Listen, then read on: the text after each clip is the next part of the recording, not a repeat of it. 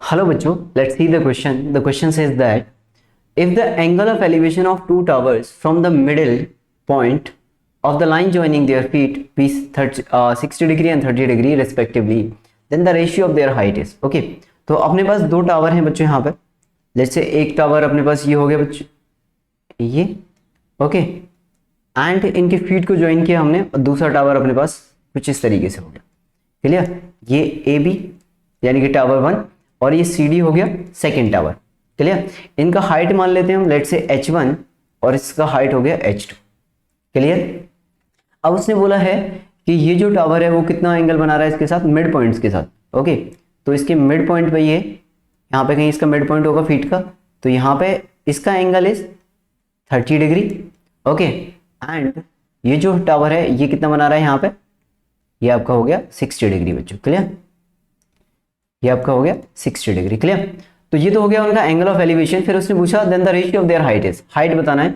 अच्छा, अगर ये मिड पॉइंट है, अगर ये मिड पॉइंट है तो यहाँ से क्या होगा, अगर ये डिस्टेंस आपका x हो गया, लेट्स से ये आपका हो गया e, तो ये वाला डिस्टेंस भी फिर x ही होगा क्योंकि मिड पॉइंट है. तो mid point B is equal to ED आ जाएगा आपका, तो डिस्टेंस तो इक्वल होगा. ओके, नाउ तो हमने पहले लिया in triangle A B E. Okay, A B triangle लिया हमने. अब ए बी ट्राइंगल लिया तो इसके अंदर आपका बच्चों tan 30 डिग्री कितना आएगा, tan 30 is equal to perpendicular upon base. Clear? ये आ जाएगा. तो ये कितना हो जाएगा, ये हो जाएगा 1/√3 is equal to h1 upon x. तो यहां से जो आपका h1 आएगा वो कितना आएगा बच्चों, h1 is equal to x upon √3. Clear? Equation 1.